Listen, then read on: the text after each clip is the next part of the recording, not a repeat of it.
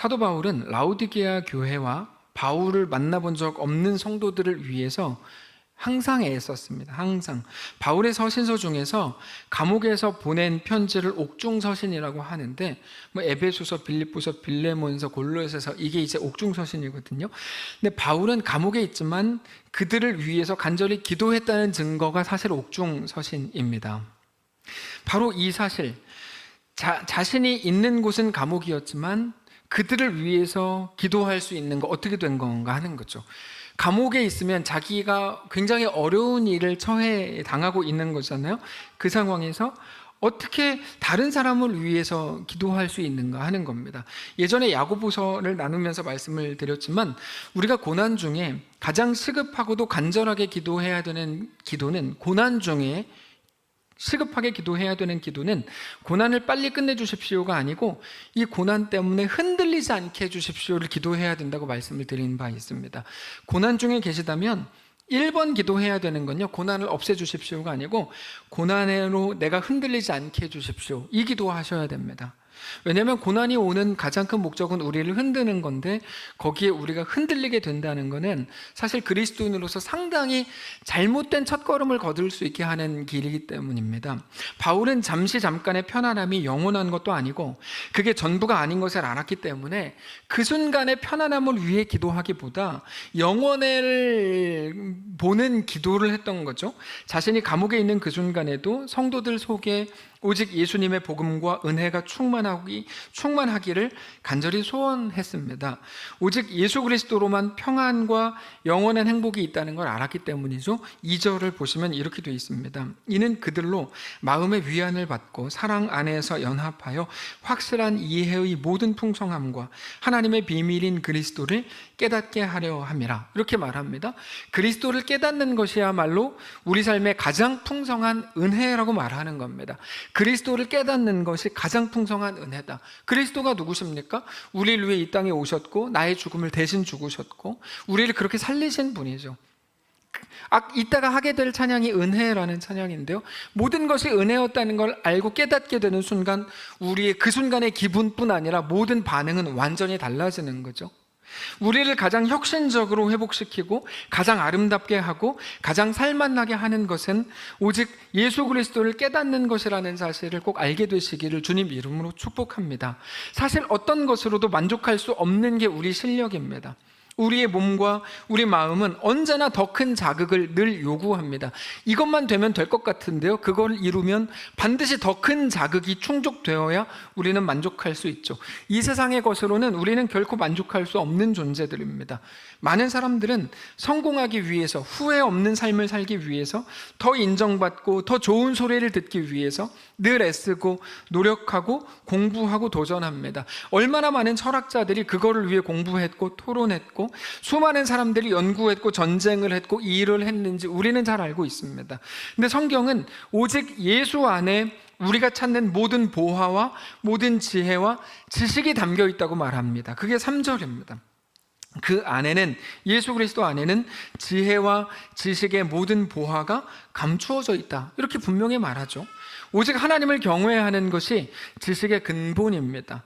하나님을 뜨겁게 사랑하고 그의 영광을 위해서 애쓰는 것이 참된 지혜입니다. 그 사실을 오늘 우리가 꼭 알아야 됩니다. 그럼에도 사람들이 자기 현실 속으로 쑥 들어가면 그 사실을 금방 잊어버리는 이유가 뭘까요? 왜 말씀을 듣고 예배할 때는 그렇게 선명했던 것마저도 세상에만 나가면 혹은 자기 현실로만 가면 금방 잊어버리고 방황하는 걸까요? 그거는 눈에 보이는 현실에 압도되기 때문입니다. 우리가 다 잘 아는 내용이죠. 사탄과 세상은 언제나 눈에 보이는 것들로 우리를 이끌어 가려고 하고 하나님은 언제나 믿음으로 우리를 이끌어 가려고 하시는 거죠. 결국 그 한가운데 있는 게 우리거든요. 그래서 보이는 것들의 함정인데, 그래서 성경은 언제나 믿음을 요구하죠. 보이는 것이 전부가 아닌 것을 알아야 된다, 이렇게 말합니다. 그리고 바울은 그것에 대해서 눈에 보이는 현실에 압도되는 게 속는 거다, 이렇게 말해요. 4절입니다. 내가 이것을 말하면 아무도 교묘한 말로 너희를 속이지 못하게 하라 합니다.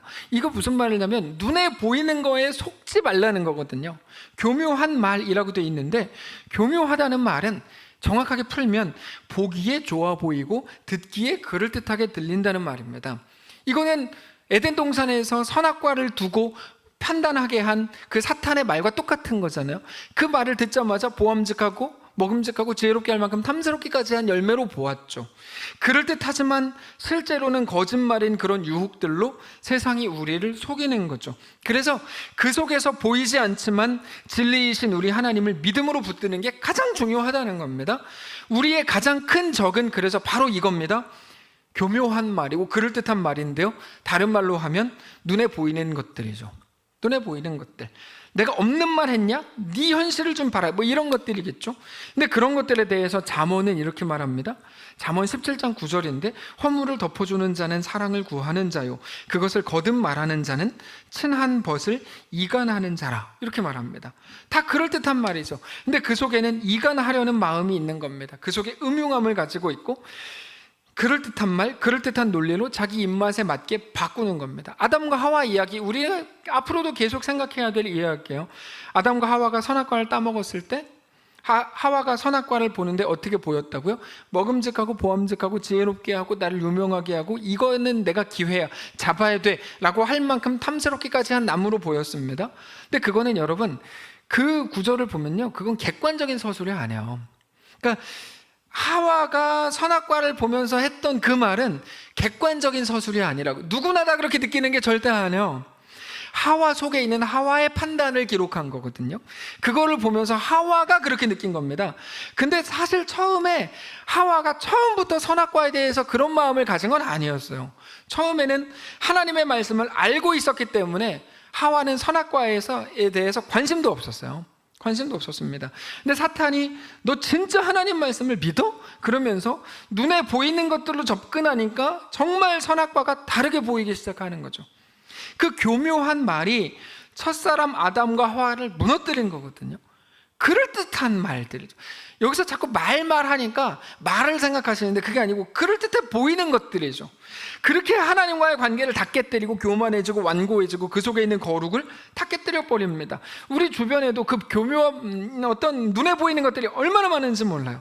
눈에 보이는 거를 전부라고 생각하는 순간 우리는 그 말들에 넘어가게 되죠.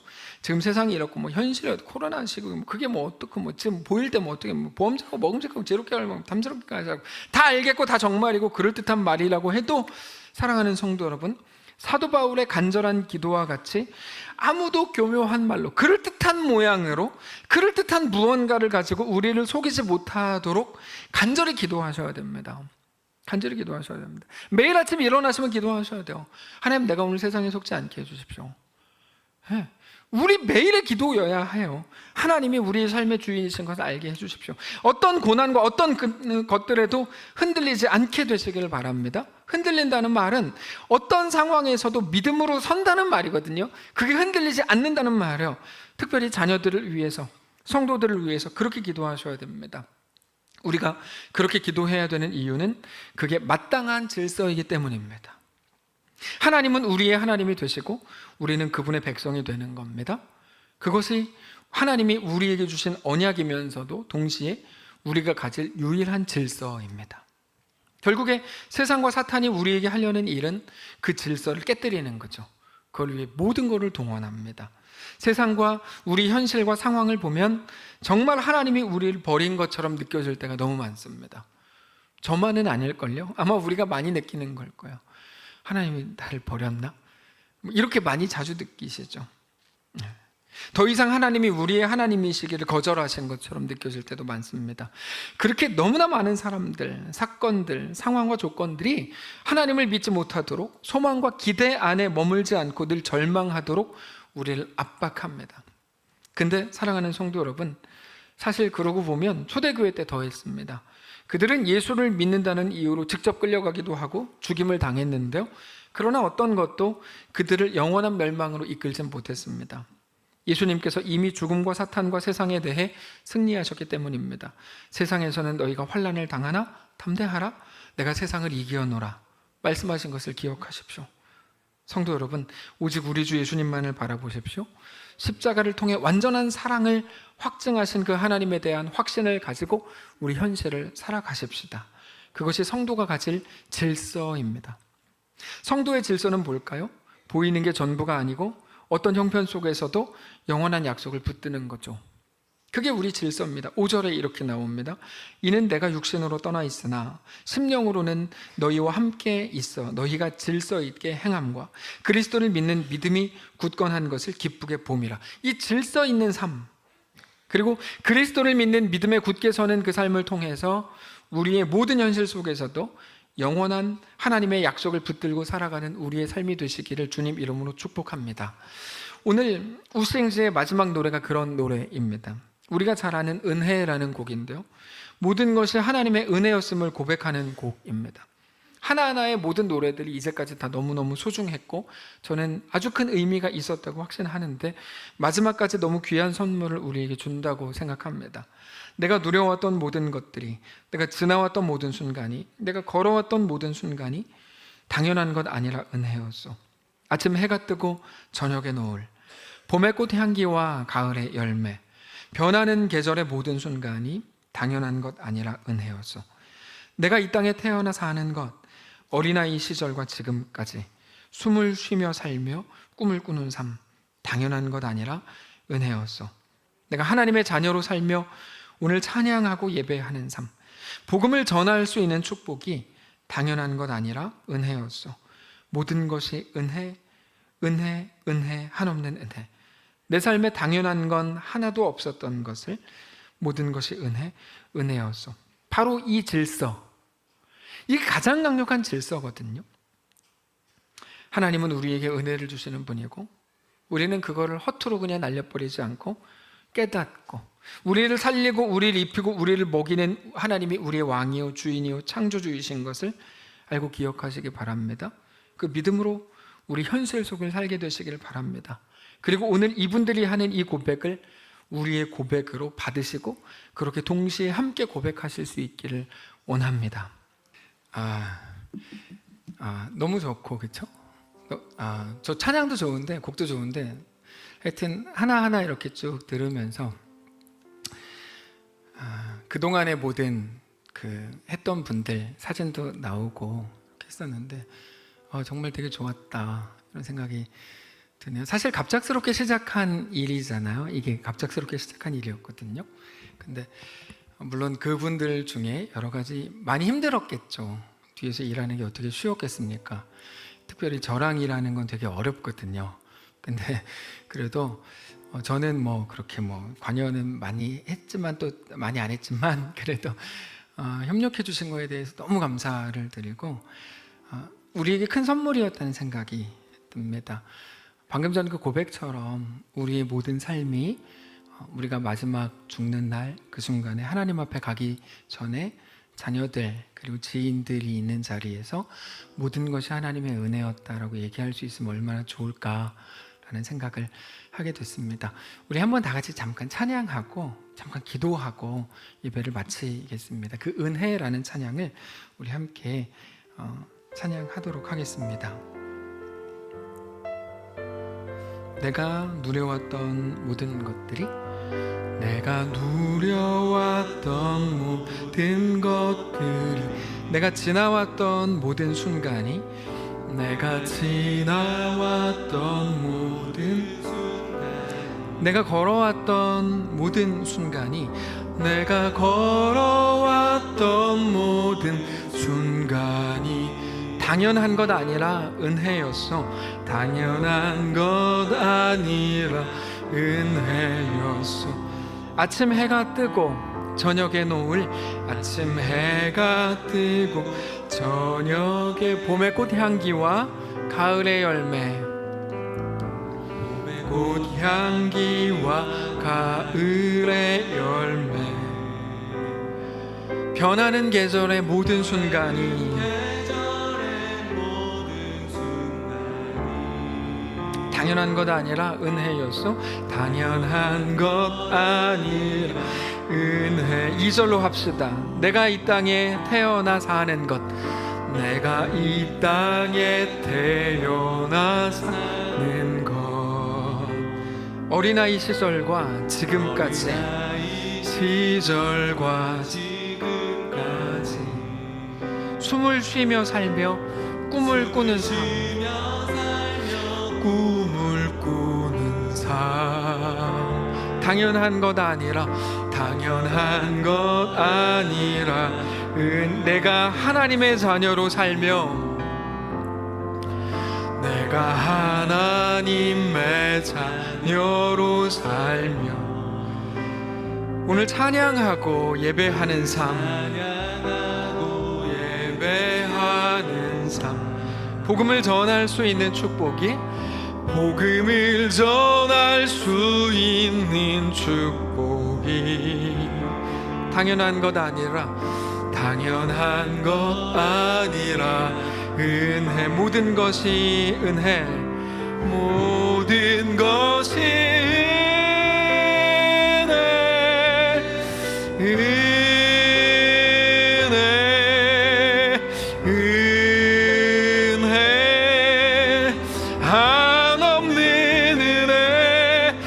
삶에 당연한 것 하나도 없었던 것을 모든 것이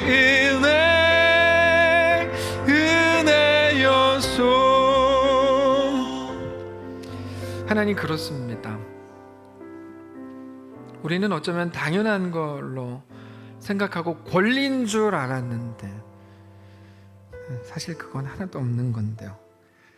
하나님이 태초에 우리를 자녀로 삼으셨고 우리에게 꿈을 주시고 우리를 이 땅에 살게 하시고 주의 자녀로 부르신 건데 우리가 참 많은 오해를 하고 살았습니다. 그래서 그 오해가 원망이 되고 불평이 됐나 봅니다.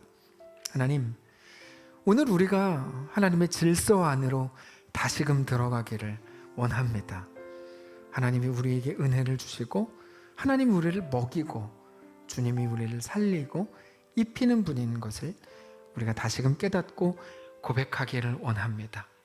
세상은 눈에 보이는 것들로 우리를 혼미하게 만듭니다. 헷갈리게 만들고 진짜 하나님 나를 떠났나?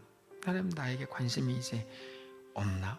이런 생각을 한 적이 우리 모두에게 한두 번씩 있는데 하나님 이제 온전한 하나님의 질서 안으로 들어가 우리에게 허락된 그 정황을 넉넉히 믿음으로 걷기를 원합니다.